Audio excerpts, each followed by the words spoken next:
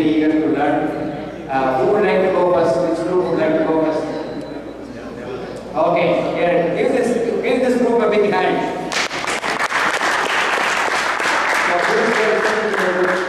This handsome gentleman here.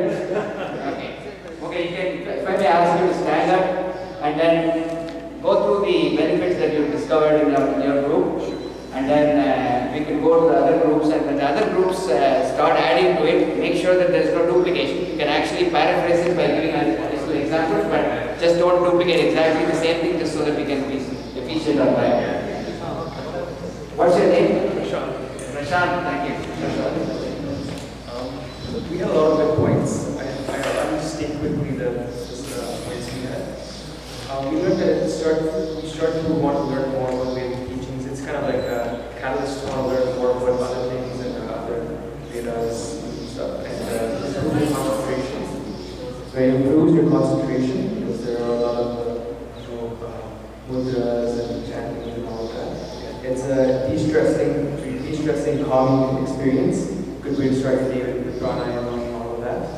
And improve discipline and routine because you have to wake up early in the morning, you have to do the same kind of day. And we also mentioned that it gives you a sense of self pride that you're fulfilling your identity enough.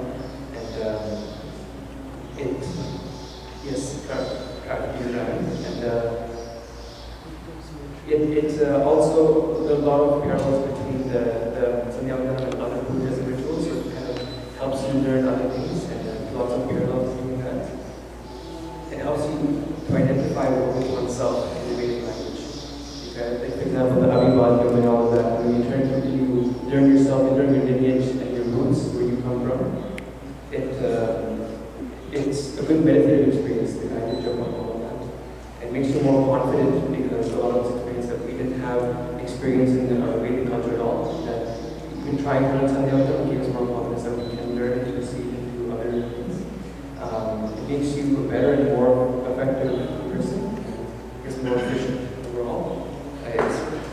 It's simple. It's very simple and easily understood compared to other teachings. For example, understanding the Sandhyavandanam is much easier and it helps you understand the Buddhism, which is more, let's say, complex Vedas. And it leads to self-discovery. Okay. Who would like to go next? Somebody from that end? Okay, we'll choose the second end. And then there is, wow, what a guy. That's a nice outfit for you. What's your name? Utbhav. What a name. Excellent. So go for it. Do you want me to hold the mic for you, or do you want to go for it? So it helps you stay focused throughout your day. So whatever you're doing, you stay focused on that. And it's a form of light meditation, not heavy, but it still helps you through the day. It gives you a sense of power over whatever you're doing. It gives you happy energy. So whatever you're doing, you feel happy and you feel energetic about it. And if you're having, say, half an hour or Sandhyavandanam, then if you're doing anything else, you'll try to have a good time management of it. You'll also be able to differentiate between good and bad throughout the day. And it'll also teach you to be humble and to respect others.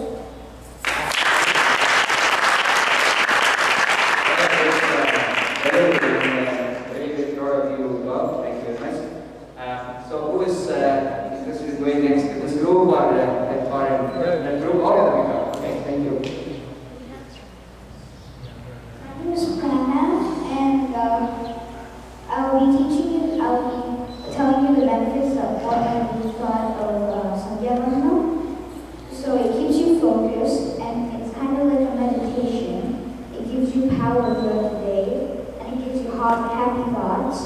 And then when you're doing your work, it gives you concentration, and then it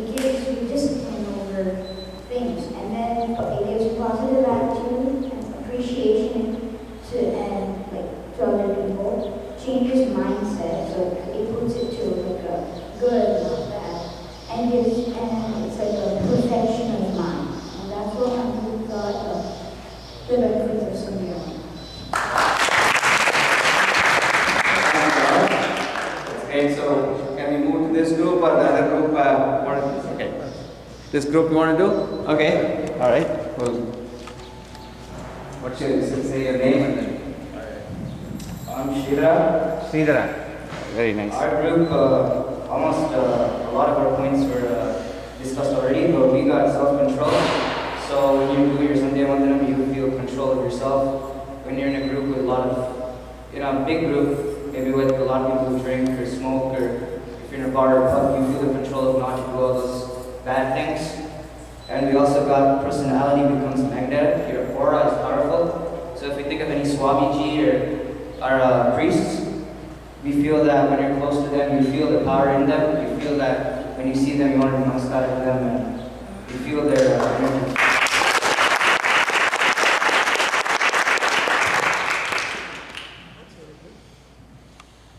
That's fantastic. Very good. Thanks for adding as opposed to duplicating. That's great. Excellent job. So we'll come to last but not the least group.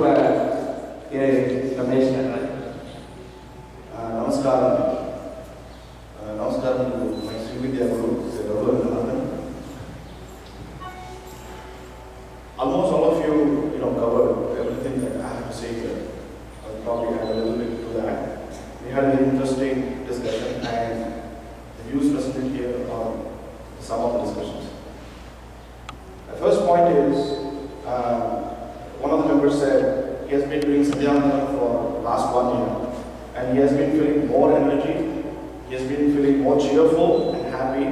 He's talking about the psychological mental setup, psychological setup. And he has felt more tenacity. Whenever he performs the tasks, he does not give up. He finds more strength in completing the task. And that probably comes from doing the pranayama, which gives you the energy. Point number 2, family respects you. You get your wife's respect, you get your children's respect. This should not be underestimated. And that builds and boosts your self-image and keeps you going, correct?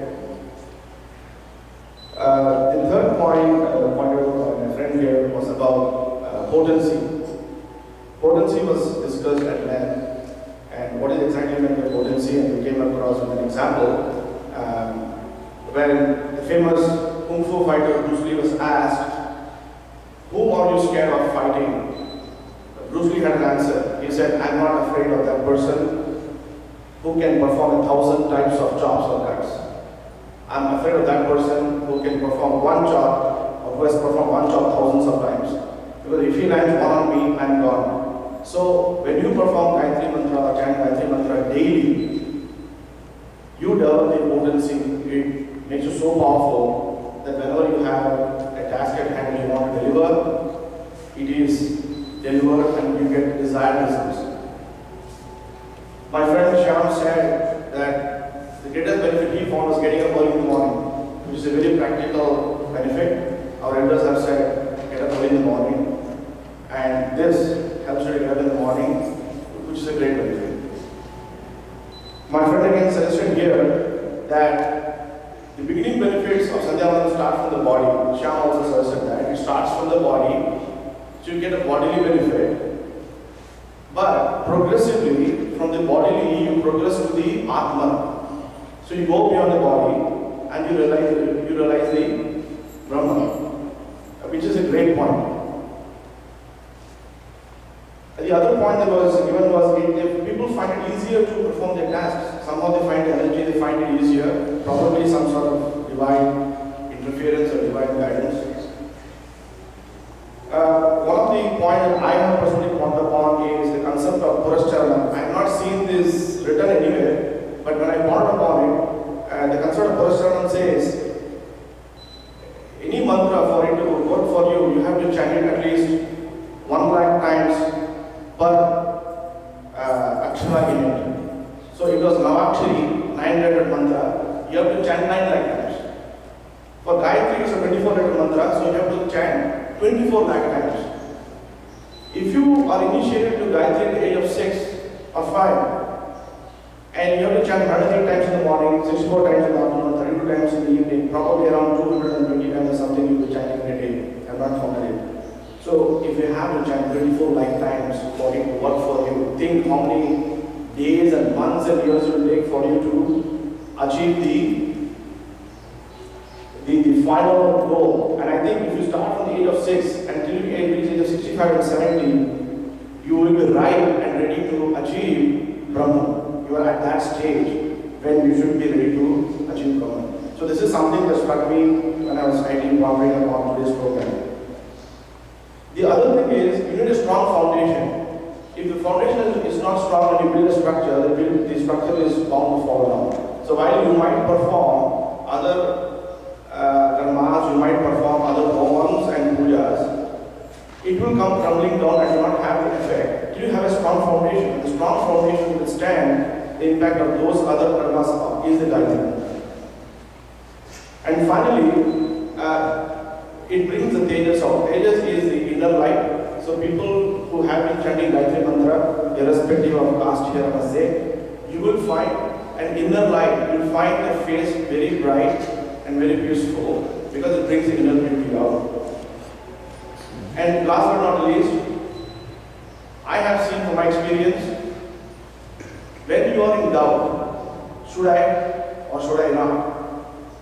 There is a divine guidance that tells you, go for this. Do this. I don't know where the voice comes from. I do believe it comes only from the practice of Gayatri Mantra or other Nitya Karmas that gives you the sense to go for this and not for that. And I think that's the difference.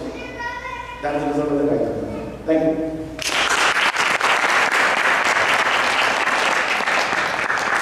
So thank you, Rameshji. That was an excellent summary of many things, and I think we've had a very rich discussion on this topic. Is there anyone else who wants to add anything more that struck them later on as they listen to some of this? Any others want to say something for benefit? No? Okay. Very good. So give yourself all a good hand. So we have two more of these group activities, so it would be nice to have the groups reassemble again. So remember your group mates. So let us talk about. I think we've done a very good job of we've done a very good job of talking about the benefits. So first thing I want to put this in perspective. First of all, this is a Nitya Karma, right? We are supposed to do this Nitya Karma in a Nishkamya way, or without any expectation at all. So the benefits, even though we discussed about it, we are not supposed to expect any benefits. We are just supposed to do it. That's all, right? So, like Lord Krishna says in the Bhagavad Gita, you have only the right to do the duty. To expect what comes back from it it could come, it may not come. You should actually take pleasure in doing it properly, and the pleasure is actually in doing it, and you don't have to worry about the benefits. However, having said that, the benefits come to you in any case. So these benefits could be, you mentioned it all. I'm just showing you the structural way of looking at it. One is the gross or material benefits to the physical body, etc. And the second is the subtle benefits. Subtle benefits are more like what Rameshji said in the end, right? It gives you sort of a power with which you are somehow able to decide your intuitions, right? You are able to intuitively decide that this is what I want to go for. That inner Atma Shakti and the discriminatory power comes from within, and those are all some of the examples of subtle benefits. So in terms of some of the gross benefits, this is again adapted from a lecture by Swami Paramatmananda. So I'm just enumerating them here. So some of them are, he says, some of the gross or material benefits come without our asking, or what he calls as avantara or byproducts, right? One is discipline.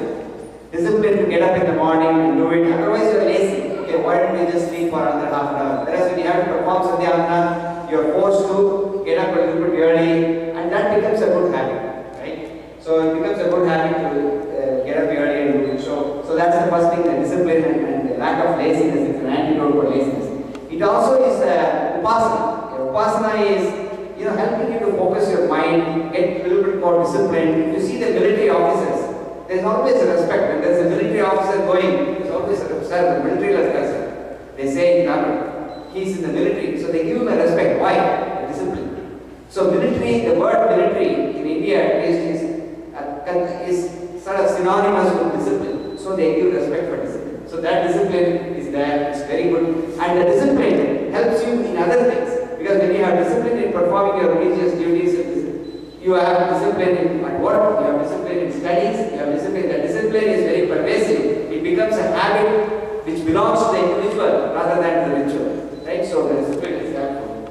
And then mind control. So when you are doing a 25-step process, Raghuji is going to take us through the 25 steps.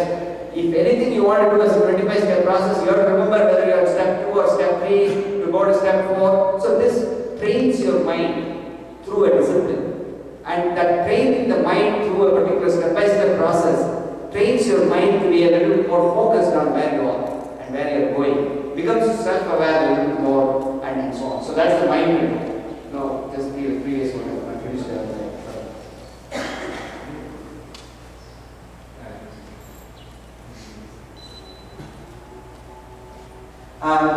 Then health benefits, some of the material benefits include health benefits by doing pranayama. So we are going to see later on that we are going to do pranayama. Pranayama is prana, so it's basically the equivalent meaning of that is regulation of breath. So by regulating your breath, you know, so when you're very happy, so how do you feel? You feel very happy, you know, your breath is automatically higher. If you're tense, your breath is short, right? So you know that breath is very closely related to your emotional state, right? So if you can control your breath, you can control your emotional state. That is kind of the concept of pranayama. And pranayama, when you practice it, has got a number of benefits, very well documented, very well researched. You can go and look it up in the internet or research. It's very well documented. It's got very good effect on stress levels. It would have very good effect on cholesterol, very good effect on overall well-being of the individual, right? So your immune system, your memory, your ability to grasp, ability to retain, and your calmness, emotional intelligence and emotional control, all that comes out of pranayama.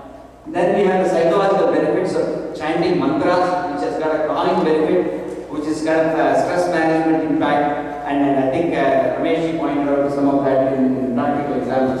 Lastly, it includes prayers. I think Raghuji pointed this out. It includes play. A lot of prayers are inherent. See, if somebody is performing Sandhyavandanam, they don't have to do anything else. They don't have to go to the temple. They don't have to. I mean, it's all inclusive. It is a capsule. It is basically the multivitamin capsule that you get in gospel, right? You take a multivitamin capsule because what happens? Everything is there. So this is the multivitamin capsule in a spiritual way. So it's a spiritual multivitamin capsule. Is Sandhyavandanam. So that's what this is. And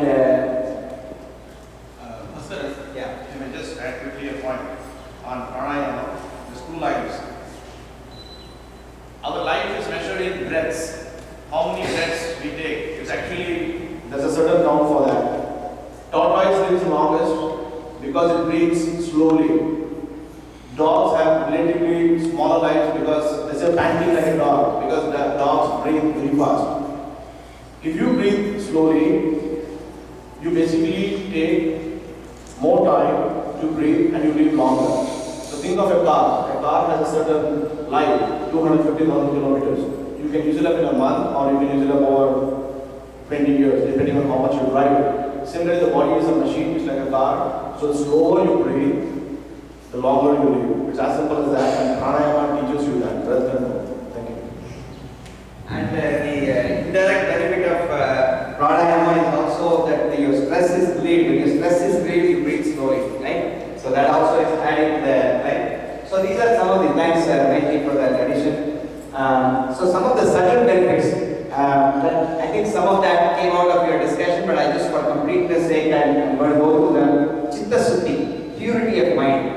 What do you mean by purity of mind? Purity of mind is, Swami Paramahansa used to say, purity of mind is, if supposing you had a printer attached to your brain and it was simply printing off everything that you're thinking, and that can be read by anybody, that's purity of mind. You're always thinking about good for the society, good for other people. You're not thinking of anything that's wrong. That is kind of the real purity of mind. And purity of mind is a byproduct of or outcome of good karma yoga, right? A karma yogi is is performing karma yoga to actually purify their mind. So they prepare themselves for the next step, which is jnana yoga. So it gives purity of mind. Chitta ekagra, which is concentration. I think our Pranav as well as Udbhav, they talked about concentration.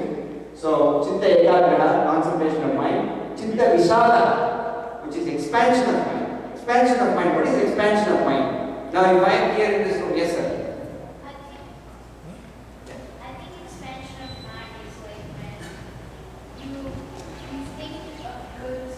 Think of good stuff, and then when what happens is like your mind fills up with good stuff and not bad stuff. So that's what I think expansion of mind.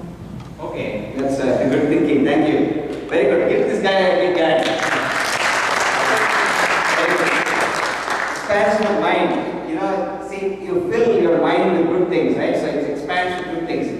So good thought. I think expansion of mind is, you know, you can take it anywhere you want, right? You know, if you see Swamijis, right? Very realized Swamijis, they know what's happening in another continent at this time, right? Because their ability to extend beyond is automatically there because they connect with the broader. So the mind goes beyond the beyond, and you know that basically is the ability to connect with the universal consciousness, right? The ability to connect with the supreme universal consciousness is what gives the jnanis and the sages that ability. So this actually helps you to expand on that. The last part, Bhagavad Anugraha, and being one with nature and in tune with nature. How many of you have read the book by Paulo Alco? Sorry, the book Alchemist. Many of you have read the book Alchemist, right? So if you read these books, you see how the Western authors also talk about being one with nature and being able to be part of, because you are nature, you come from the earth, you are part of the nature. So the more you are able to be in tune with nature, you know, it is a supreme state of being, right? So this actually takes you step by step through the process, right? Last but not the least, you know, it provides us a spiritual refinement since it's a samskara karma. So overall, I think the benefits of Sandhyavandanam are well established. They are very rich, and they are too good that we cannot afford to ignore it, right? So we have to take advantage of it. And you know, one of the important things I want you to also realize is, you cannot, some people may say, oh, this is all, I cannot do this perfectly, I cannot do this all 3 times, I cannot do, I miss one day, I miss that day, it's not going to be useful for me. Whatever you do, if you perform Sandhyavandanam once, it has got its own benefits. If you are performing 3 times, you got 3 times the benefit. So every little attempt you do is going to give you benefits. It's not like it's everything or nothing. You can scale it step by step to really become more consistent, better, etc. So you have to make a start. Like Nike says, just do it. Just do it. Exactly. Thank you, Ramesh. So with that, the group activity is completed. So thanks again for your active participation. So we have now got an increased appreciation of the benefits of Sandhyavandanam. So that gives us the motivation to actually pursue it. And you may ask the question, okay, now I am fully motivated. What do I do now? Rabuji is going to tell you.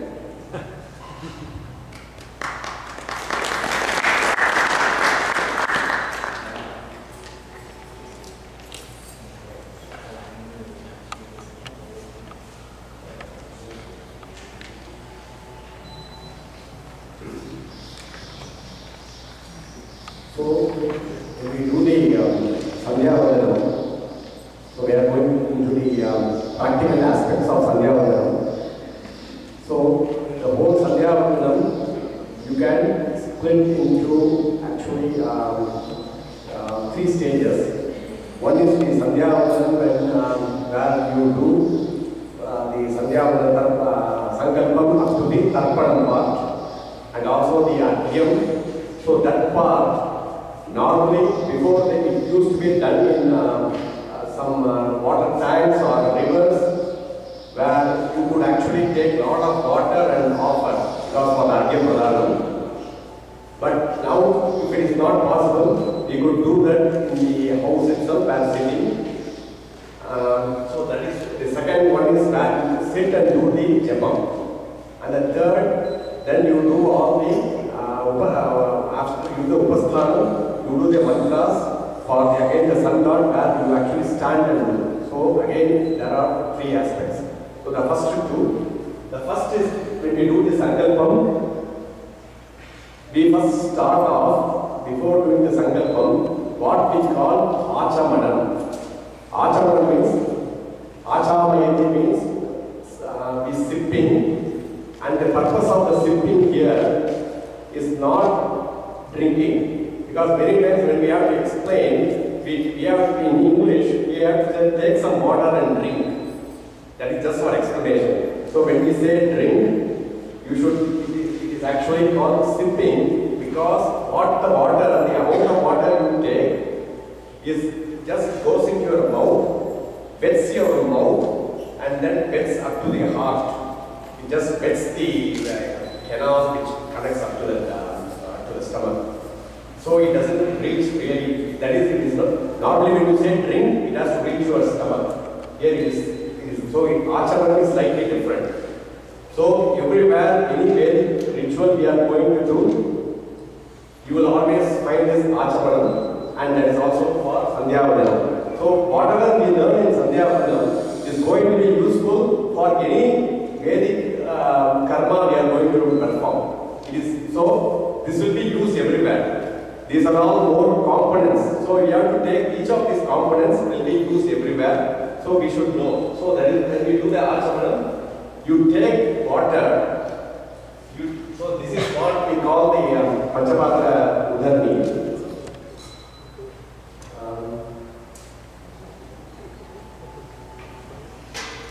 So what we should do is we should keep. So what we do is we take the water and the way we just hold it like this.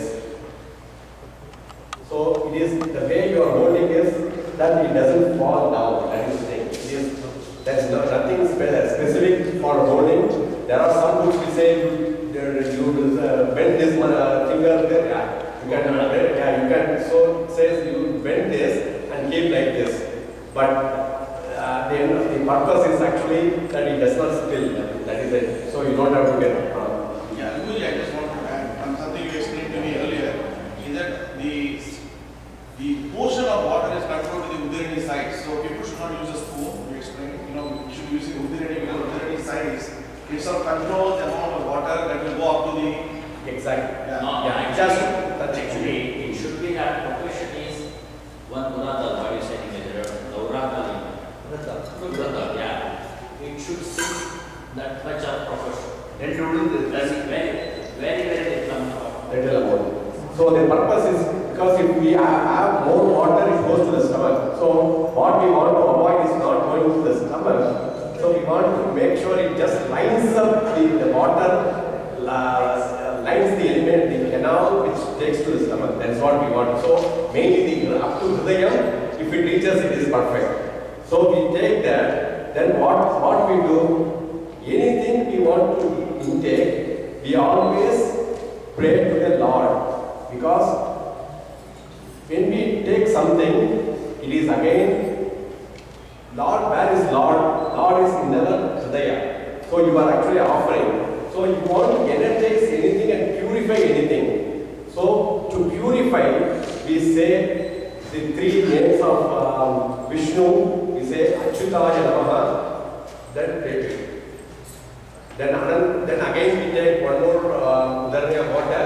Then we chant the mantra Anantaya Namaha. Then we take water. Then we chant again Govindaya Namaha. Then we sip it.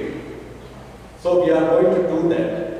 Then there are a lot of variations about the most important in Achamanam is not, it is the sipping part.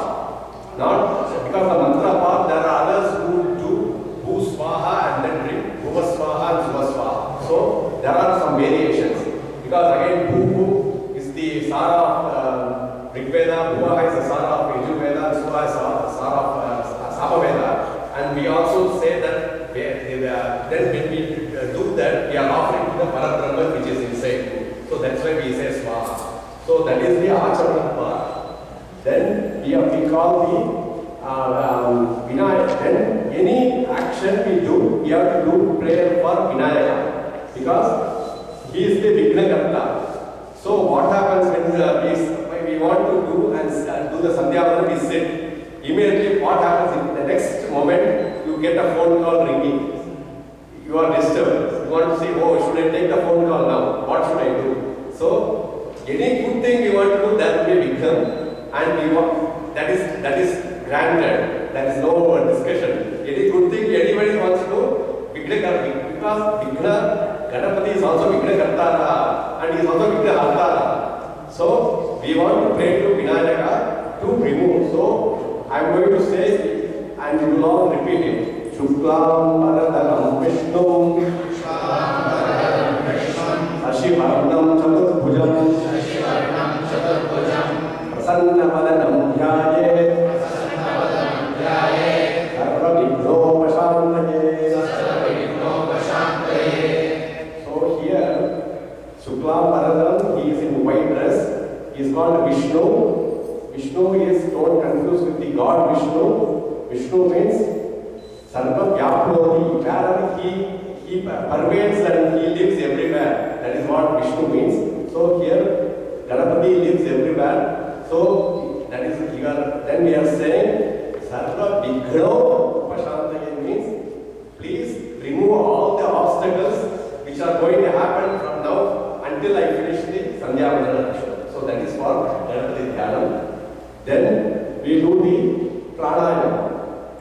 The pranayama is we have to do like this. You have to press, take these two fingers and then one side the thumb. So you have to, because this is a ritual where you do the pranayama, you have to breathe through one side.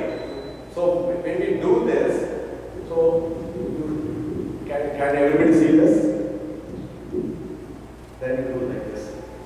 So you press these two fingers, the index finger and the middle finger. Then the other two fingers you can just touch. Then when you do this, the first there are three parts to this pranayama mantra.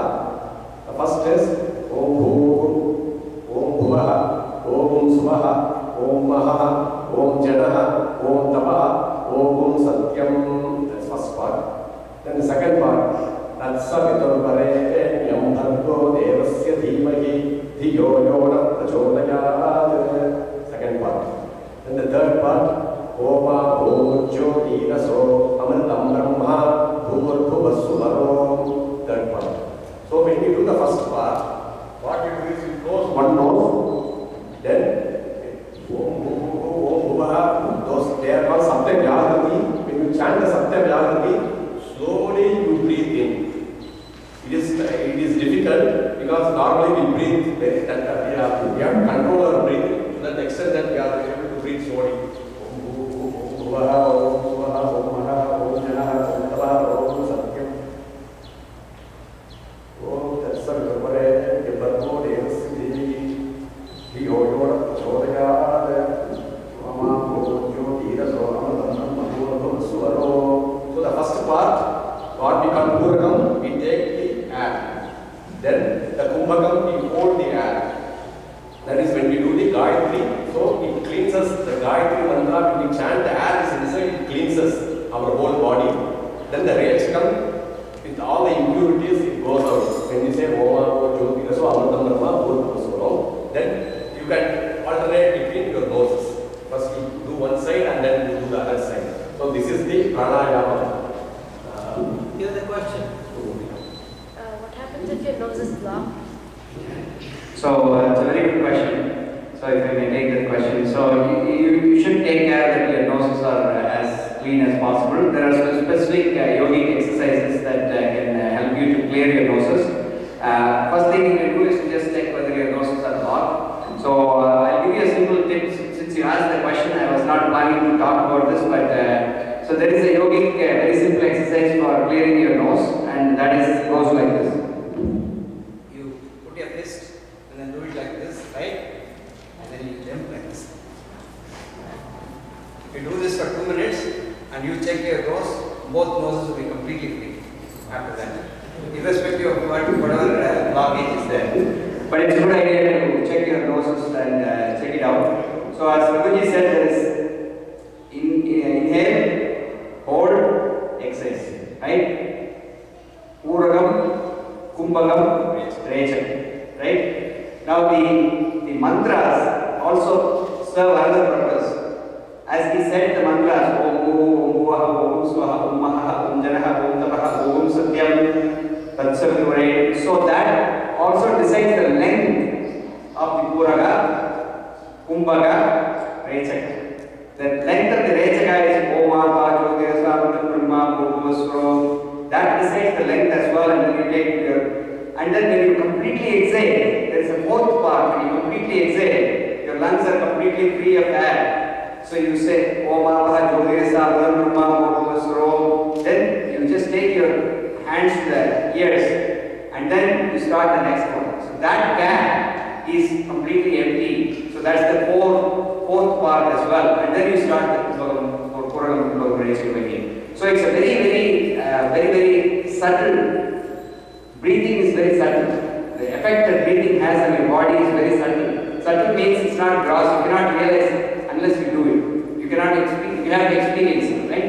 So this actually has a tremendous positive effect on your body,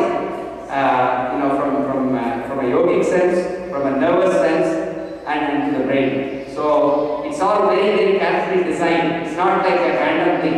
It has been very carefully designed and calibrated such that it gives you the maximum benefit if you do it correctly, right? So that's why they have made it into a simple foolproof aspect. If I tell you that you have to breathe for so many seconds, people don't get it. This is the easiest way to do it. And they have actually used the Gayatri Mantra itself, right, to do it, so that you don't have to back to your Prashant's point.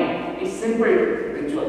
You don't have to complicate the ritual by having to memorize too many things. Use one simple thing and try to use it in multiple ways. So we will just chant the Pranayama Mantra. So I will chant once and you can all repeat simple. Om Bhu, Om Bhuvaha, Om Suvaha, Om Maha, Om Janaha, Om Tapaha, Om Satyam, Tatsaviturvarenyam, Bhargo Devasya Dhimahi, Dhiyo Yo Nah Prachodayat, Om Apo, Jyoti Daso, Amritam Brahma, Bhur Bhuvas Suvaro. Next is the Sankalpam. Sankalpam is auto-suggestion or our mission statement for that moment. So anything we want to do, we always say to ourselves, this is what we intend to do. So it is not in our corporate setting or this mission statement every day, without even knowing we can catch a bus or train, but still we have internally we said this is our objective now. So that is the objective statement now, which is the Sankalpam. So when we are doing the morning Sankalpam, we say Mamo Mata Samasta Durita Shayadvara Sri Parameshwara Prityartham Prataha Sandhyam Upasishye. You can also say Pratah Sandhyam Karishye, and also Vaishnavas would say Narayana Prityartham. So these are all some variations. But again, whether it is Narayana or Parameshwara, always think it is, I told you before, Sandhya Devi. Don't forget that. So anything, we have to finally goes to that. So it is all the same. So that's no difference. So when we do the Sankalp, once we have done the Sankalpam, and then we should do the next part. So we're going to have a break now. Before the break, I wanted to add one quick thing. So many people say, okay, sir, Sandhyavandanam I am not able to do, I want to do 12 Gayatris and go, right? So it's okay. It's not a bad idea. However, I want you to understand that this whole 8-step process that you see here, which explodes into 25 detailed steps, they have been very carefully planned and designed. It is not a random throw a bunch of activities and call it Sandhyavandanam. It's very, very carefully designed. And whenever you're going to do a Sandhyavandanam, first of all, you have to break your mind, which is preoccupied with what you are doing. Right? You are coming from office, for example. Before you do the evening Sandhyavandanam, your mind is filled with thoughts about work, right? Your office, what's going on there, blah, blah, blah, etc. On the other hand, when you get up in the morning, you have so many other thoughts in your mind as oh, today I have this, that going on, so on and so forth. So your mind is always preoccupied with something or other in terms of thoughts. Now, part of the initial part of the Sandhyavandanam is designed to break that. Many times you would have seen in big gatherings and all that, people say, okay, all of you have got together, okay, let us stay silent for a minute. And then start. That is actually to break your mind and its preoccupation. Right? So that you are fresh and ready to start. Now when you are ready to start, you do the goal setting. The goal setting. Then you come. If you see all our traditions, they have been very carefully designed. Step 4 is pranayama. Step 5 is gayatri. So the core value of Sandhyavandanam in step 4 and 5 have been embedded in an 8-step process. So there is something before, something after. Prepare, do, wrap up. Right? Say what you want to say what you said. So everywhere you see this 3-step process. Plan, do, check. Plan, do, check. We talk about it in ISO. Right? Same thing here. Plan, prepare, do, wrap up. Now in the plan, and do. In the do, what is the do here? 4 and 5. Step 4 and 5. But even there is a sequence. When you say 4 is pranayama, pranayama calms your body and settles it and gets it ready for you to perform the Gayatri Mantra. So that when you are performing the Gayatri Mantra, you are performing it at its highest possible efficiency as an individual. Right? Highest possible state of calmness as an individual, so that the impact of the Gayatri Mantra will be the best. So you have to really, so these steps are important, and that's why the discipline is important as a whole. You cannot parcel it into parts and say, okay, I will do this part alone, that's the most important part, I will do 5 alone. You cannot say that, you have to do the whole part. But if you cannot do it, instead of not doing it, maybe it's better to do some Gayatri Japa. But when you, my experience is personally, when you have done all these steps, if you want to do Gayatri Japa, it is possible for you to quickly get into that mode, right? Because of your experience and your practice. But however, it is always important for you to do all the 8 steps, and they have been designed in a certain way for certain good reasons. Okay. With that just simple note, I think we will go for a break. Now I'm going to put the timer again for the 10-minute break. So please come back in 10 minutes and Bhaji has an announcement. Yeah, just for the break we have some tea and samosa, so 10 minutes, please try to squeeze it in. Wow, that's a very good incentive for us to jump across and go to the other side, right? Or just in the corridor itself, it's very easier. Thank you very much. 10 minutes starts now.